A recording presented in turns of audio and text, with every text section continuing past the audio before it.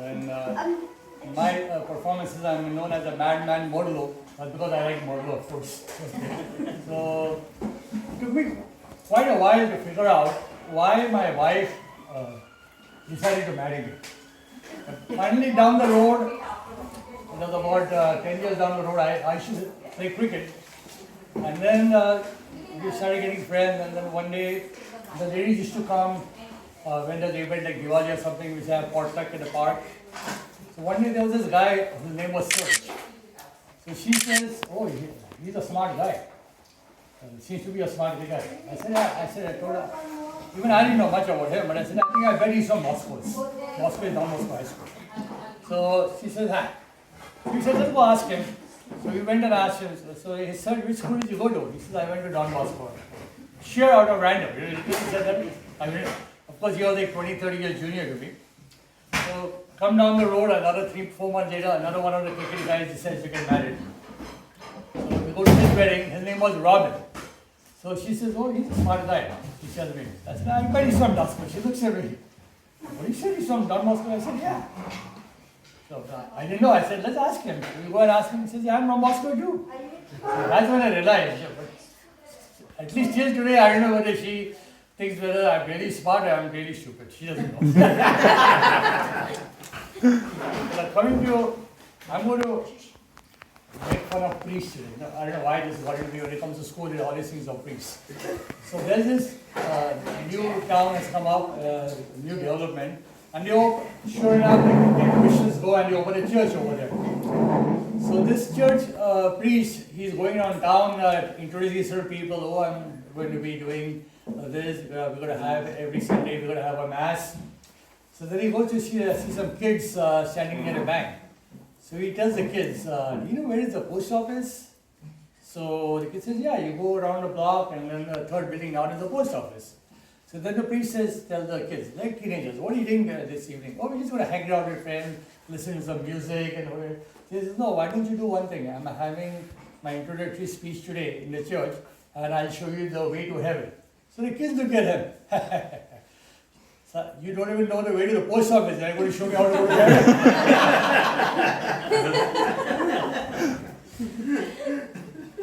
Here comes another priest, comes to me as a patient. So I tell him it's time to go. He looks at me, what? So I meant it's time for your teeth to go. So he says, okay. Takes out all his teeth or everything and then he has to go and takes leave of absence because he cannot talk, he has no teeth, he cannot give a sermon. So finally he gets his dentures and he goes to the church to give his first speech. So he looks there, he can't even talk for 5 minutes because the dentures keep popping out and he's not used to talking.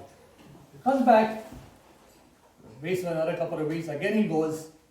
So again he can't talk for more than 15-20 minutes. So then, okay, so let's wait a little bit longer.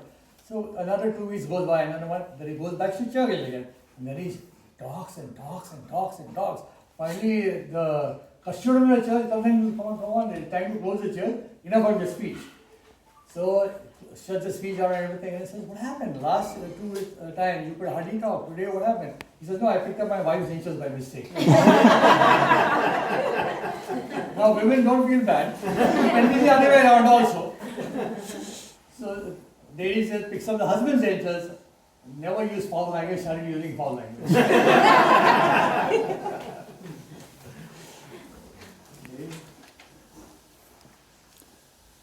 Now this is the last one about teaching. Okay, there's a school.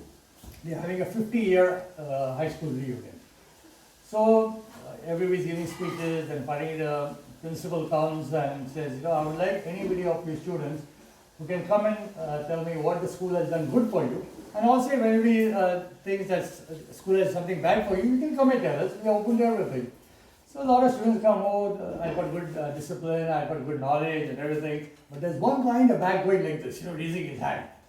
So the principal looks at him, he was a troublemaker in the school. So he says, man, he's the last person I'm going to call on the stage. But still the guy, people are going and saying, still this guy is going. Finally he can't resist him. So he calls him, come on.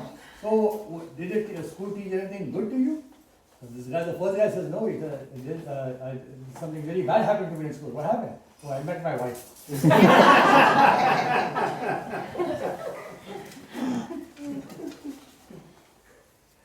So now, this is during the lockdown time in Bombay. So this guy has to go to the chemist shop, and lockdown has already started. But his wife needs medicine, so being a beautiful, loving husband, he steps out, wears a mask and everything, and sure enough, the police catch him. So tells him, very good. He says, oh, I'm going to get medicines. So there's a prescription. Unfortunately, the poor guy has forgotten the prescription at home. So sure enough, they put him in lockup. He calls his wife and tells him this is what happened and everything. So the police realize a mistake and everything later on. They said, okay, we'll release him first thing in the morning, 8 o'clock. Comes 8 o'clock in the morning and they release him and he's ready to go home. So the first thing he does is goes and has a good breakfast. He didn't go for a eat last night. Goes to McDonald's, has a nice breakfast and everything. And then on the way, he suddenly remembers his mother-in-law is in hospital. So he says, let me go pay a visit to see how she's doing. So he does that. Soon his lunch and everything is happening. He goes and grabs a bite. And then while going home again, he meets another friend whom he hasn't met for many years, starts talking with him. So no, let's go and have tea. Goes and have tea with him. Reaches home like about 6 o'clock in the evening. His wife is hot and mad at him. Where the heck were you? It's like 6 o'clock, you're supposed to be released at 8 o'clock. Before you could say, here these dishes are remaining. I left the vacuuming for you, I left the laundry for you. And where are you? Listen, blah, blah, blah. She goes on and on and on. This guy goes back to the police station. Can I please stay one more night?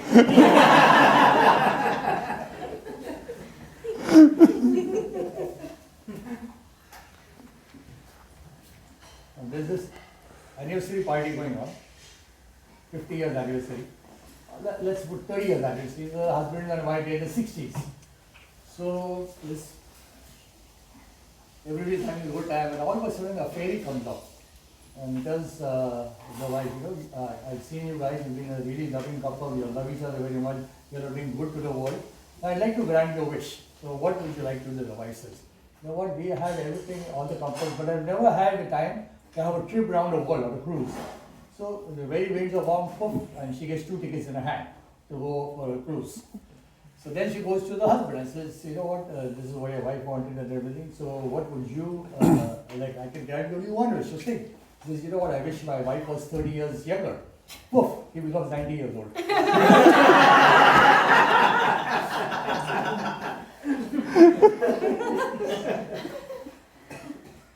I'm going to divert a little bit in Marathi. लहान असताना आपण वडिलांना सांगितलं मला टिकलीवाली बंदूक पाहिजे. You probably have heard this on WhatsApp. टिकलीवाली बंदूक पाहिजे. वडील म्हटलं नाही रे, तू मोठा आले की मी आहे.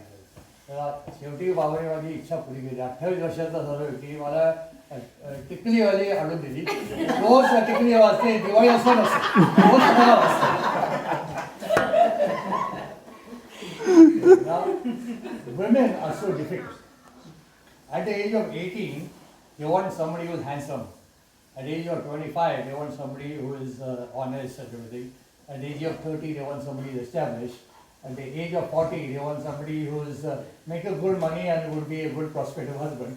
At the age of 50, they want stability. And at the age of 60 around, they want somebody who is faithful and helpful as well. On the other hand, men are very simple. At the age of 18, they want somebody who is pretty and beautiful. At the age of 25, they also want somebody who is pretty and beautiful. At the age of 40 also, look how simple they are. Even when they are 70, 80, they can barely walk, but they still want somebody.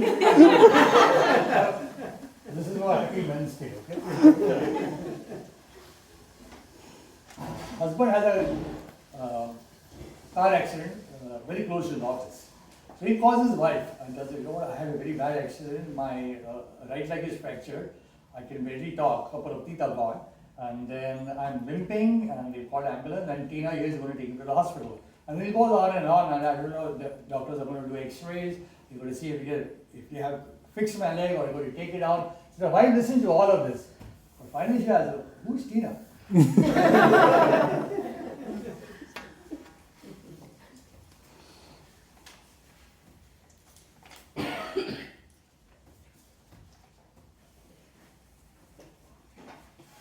My wife asked me one day, you know what, we haven't quarreled for a long time. Said so. So I said, so? Did you find somebody new to quarrel with?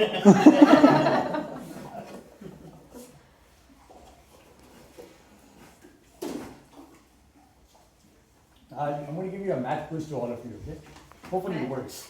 I'm going to tell you how many brothers and sisters you have. So now the number of brothers you have multiplied by 2. Okay. Then you add 2 to that. Then you add 1 to the total, whatever you come with. Are you with me so far? No. Then you want to calculate? No. I have an answer. Okay. I have an answer. No matter what, my answer will be 0. No. No. Because you added 2. Right. So Wait, let me finish. okay, number of brothers you multiply it by 2. You add 2 to whatever you come up with. Then you add 1 and then multiply it by 5, the total. Now add the number of sisters you have, 1, 2, 0, whatever. Now from whatever this total you have, subtract 25. Now I can ask you, what digit did you come up? What's your total? I did not calculate. Anybody who had it? -9. -10. You have 1. I came with 1. So you have only $1? Yes. Okay, that's it. -5. I did all the math in my head. Alright, wow. -5. So you have no brothers or sisters. 0. Yeah. My dream came true. I finally don't have a brother. My dear, you don't have a brother. Oh my god! I hope you are recording this. I broke Roll's heart. He died. Rahul, you are having sleepover with us today. Somebody offered me $200 saying that you are ugly. So they offered me $200. So should I take it or not? Stay with me. Yes, of course. Yeah, because I'm ugly but not stupid.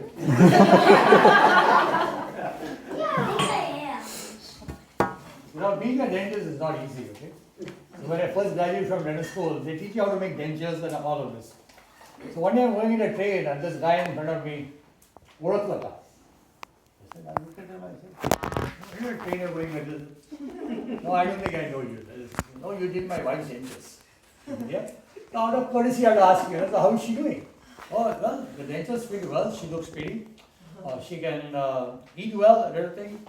I said, oh, that's good. Good you know that. Yeah. So then he tells me she but there's only one problem. So I said, what? Oh, when she talks, it comes out. I said, okay, just bring her in, maybe it needs a little bit of adjustment. So he says, he looks at me, only come here, bolte. And this is a true story, I'm not kidding. I swear to God, this is a true story. It happened to me in the local train. Now it is New Year's Eve. This dentist is sitting in the office. No patient, nobody will come, right? He said, well, and the wife's gone out of town. Let me have a drink or two. So start drinking, has 1 drink, 2 drink. Sure enough, knock comes on the door. Nice lady comes in and everything, all dressed up. What? You know, when I have my tooth taken, it's killing me, I'll pay you whatever you tell me. But this tooth has to go. So he tells me, you know what, listen man, I've already had a few drinks, it's late, I'm just sitting in the office because I have nothing to do, it's New Year's Eve, so I thought I'll just have a few drinks. But no, please do. She begs him and everything, takes her wallet, throws the money on this thing, but of course he doesn't take it, gives it back to her and says, okay, never mind, I'll take your tooth out. So he puts it in, she yanks something and she goes running out of the office, screaming and everything, and blood all over the floor. 3 months goes by, and then secretary one day in the morning comes and tells me, there's an attorney here to see you. What happened? There's something about some extraction on your. He gets scared because even he didn't know what he had done. He was drunk. So the secretary brings a lawyer in and all. He has a briefcase like this, and the lawyer's client is also there. Also another young lady. So she says, what happened? Oh, no, nothing. You extracted my mother-in-law's teeth, and so she didn't pay you that day. So I'm coming to pay you the money. So I said, no, it's okay. Don't worry about it. No. You did such a great job, and his daughter is very, very happy. So I open the briefcase, and there's $100,000. He said, that is only $50. I'm ready. No. You did such a great. What did I do? You took her tongue out. She can't talk.